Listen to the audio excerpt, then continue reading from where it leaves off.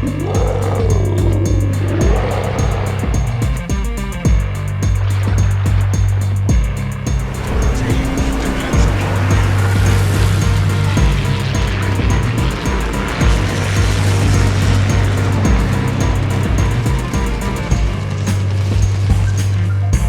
is the Repulse.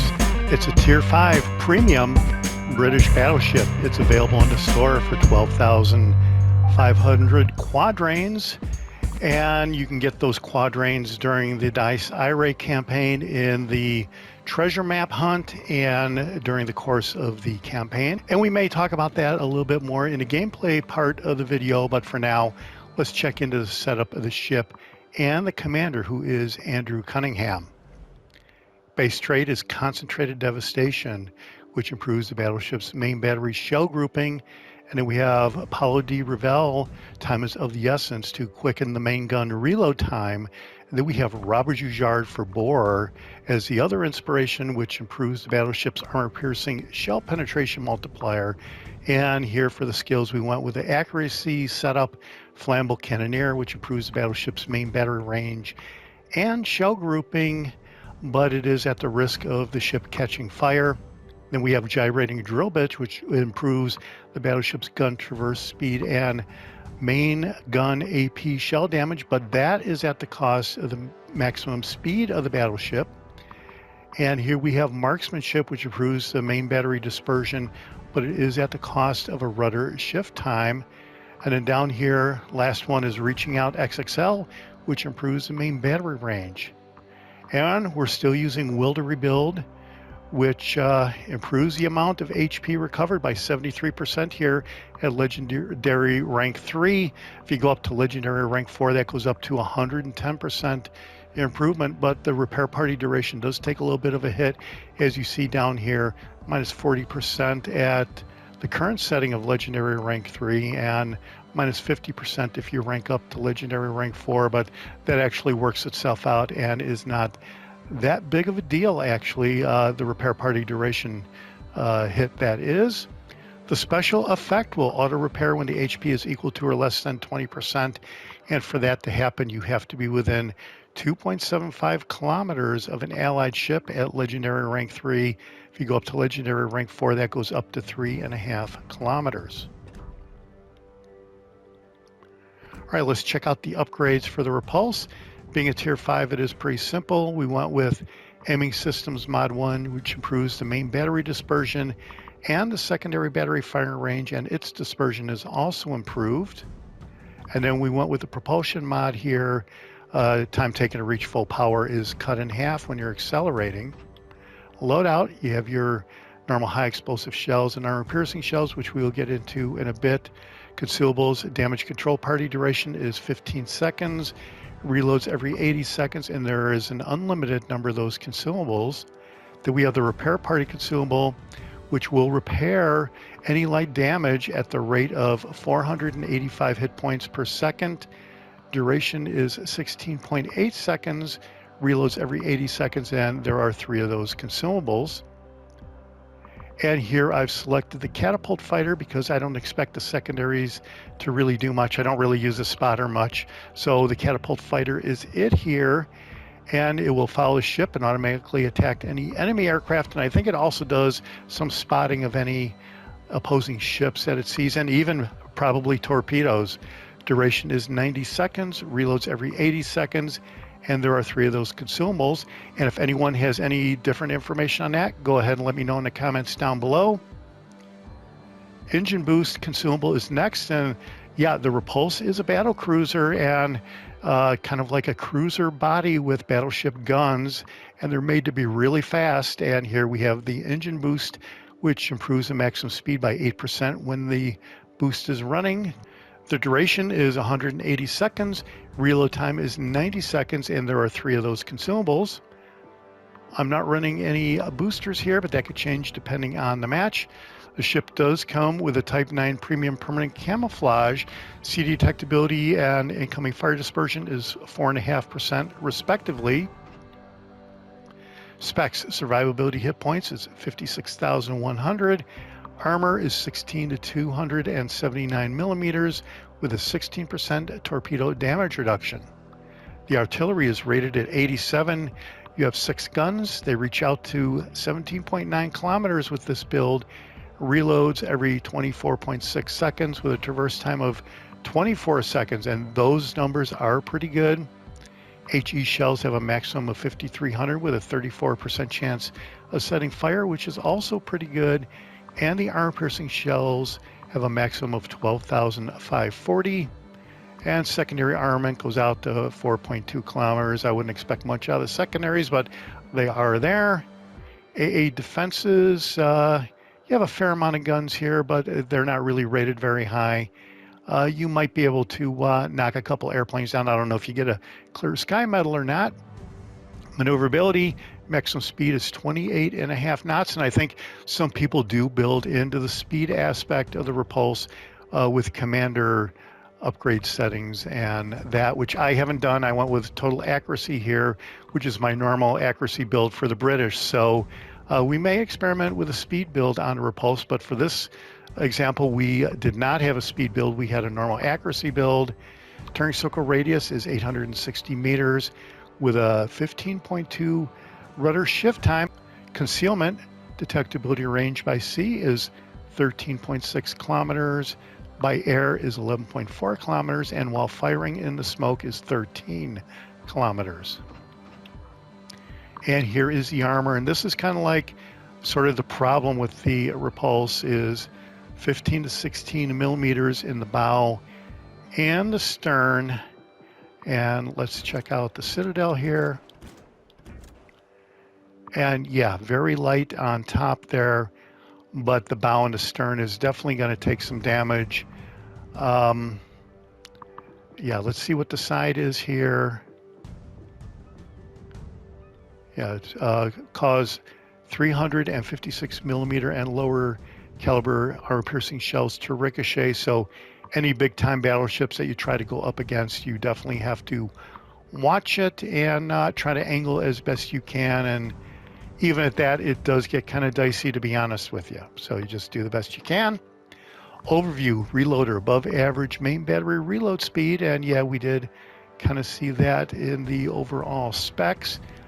It is a fast battleship with an above average maximum movement speed, and 28 knots is pretty fast for fairly one of the older battleships from 1916, it says down there. So yeah, battle cruisers were made to be fast enough to get away from battleships and keep up with cruisers and overpower the cruisers with their big guns. Superior HE penetration, and the ship has an above average HE shell penetration. So yeah, you probably want to play into the HE shells a little bit. I haven't really done that. I don't think you're going to see that in a highlight video, but you do want to keep in mind the superior HE pen. So then the Repulse is a Renown class battlecruiser, which was a very fast going ship for her time. The guns she carried were similar to those on the Queen Elizabeth class battleships.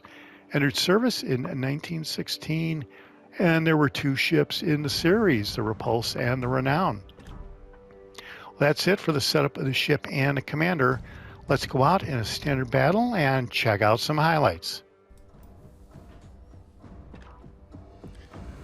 All right, here we go. We're in Haven, and yeah, the Repulse can be obtained essentially for free by completing the treasure hunt missions and the campaign. You can get 9,000 quadrans from completing the entire campaign, and the treasure hunt will yield a big time 10,000 quadrans, so 19,000 total quadrans. To get the Repulse for 12,500 quadrans is no problem if you complete those 2 missions, tasks, events. And yeah, so a lot of people really like the Repulse because it is a super fast battleship.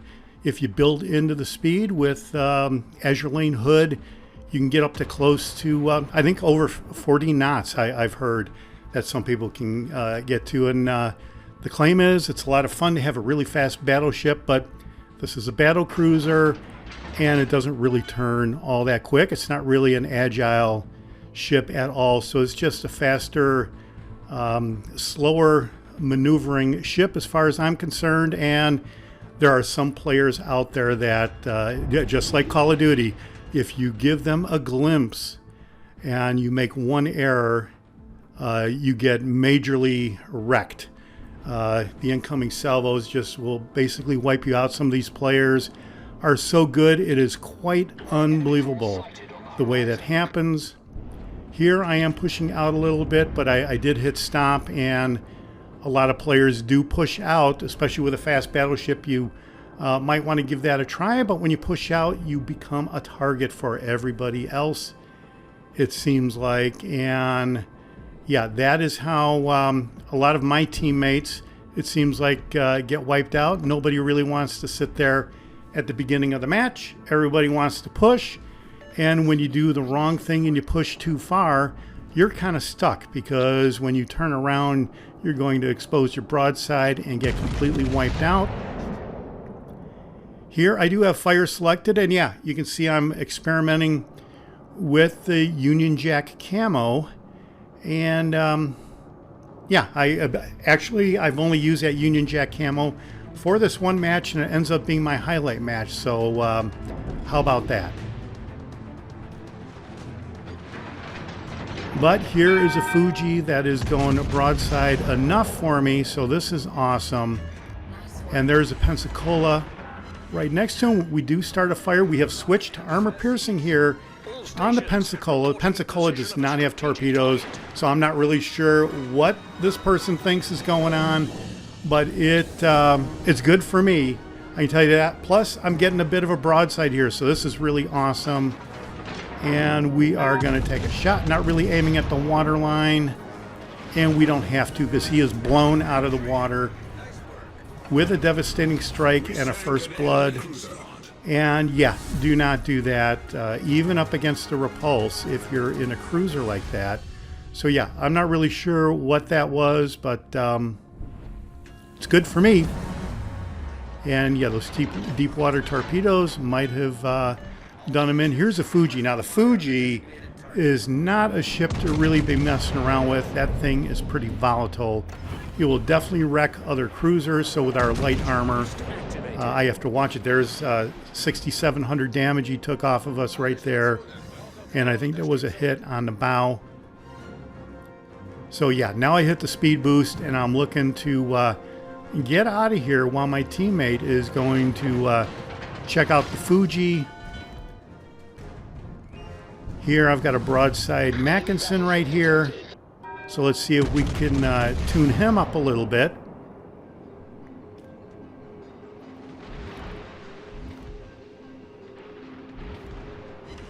And all right, so there I've locked on the Ashisho with my secondaries. So if that destroyer comes close to us, our secondaries are going to start going on their own. And that can happen minutes later, actually, after you've lost sight of the destroyer. If he comes back in range, you're still going to be locked to him. You don't have to relock on that destroyer. And so it's kind of like a safety measure, and it will stay like that until that destroyer gets destroyed.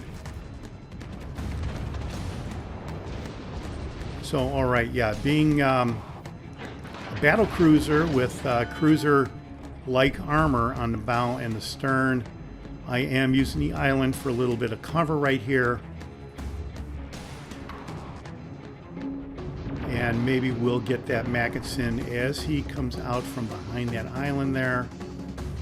You can see he is still visible. I think my blue team destroyer right there, that Fujian, was spotting him, and there were some torpedoes coming to intercept the Mackensen, but yeah, that was not to be. So I'm just sitting here waiting for the guy to come out from behind the island, and there he is. And it looks like we should be able to take him out if we get some accurate hits. Those actually look pretty good. And he is gone. And yeah, I have noticed that when a ship gets destroyed like this, its incoming salvo, to me, is pretty devastating a lot of times. And I don't really, I do not want to start any conspiracy theories on that, but it's just something I randomly noticed with no actual proof for anything, especially when you have a random number generator making all the decisions here on what's a good hit and what isn't. So I'm sure someone may do a video on that eventually. I don't think it'll be me.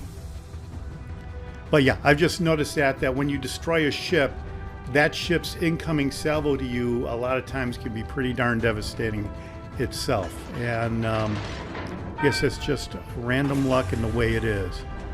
Engine boost deactivated. All right, so we were looking to see if we could get a hit on the Fuji there, but no joy. So now here's another Mackensen.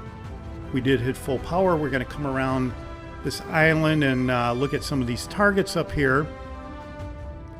And yeah, you can see that I'm not really using the fire starting capabilities of the ship at all. I'm just playing this basically like a regular battleship. I'm not really playing into the speed at all. Yeah, it can be a fast battleship, but I think that that's more of a gimmick rather than an actual thing. I do have to try the build, though. I haven't tried a speedy battleship build, but that's just my first impression on a 40-knot battleship. All right, got a citadel hit there. So, you know, the Repulse can be pretty darn accurate, and you do get some big-time shots here. And here is New Mexico. This could kind of be a problem because a lot of these, well, Tier 4, Tier 5, and Tier 6 American battleships can be kind of tough. They are slow, but they do seem to withstand quite a bit of punishment, especially, for example, a California. Don't really get too many citadels on them. The American battleships, that is, especially the lower lines, it seems like. And there's another Repulse. Got some good hits on that red team Repulse right there. And there's a Mackensen. And the match is actually pretty even, so we can still lose this match. So now I'm backing up a little bit. And yeah, he must have spotted me when, you know, after I fired those rounds. But we are going to try to take a shot on him anyway. That was kind of a dicey angle there. That wasn't the optimal angle to get a little bit of damage.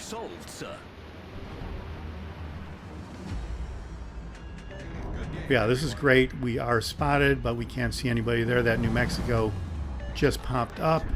He still is at a good enough angle for him, and look at what he did. Over 10,000 damage on that salvo. Looked like through the nose, and that's that really thin armor that you have to be careful of. And this is kind of, well, it's not great right here.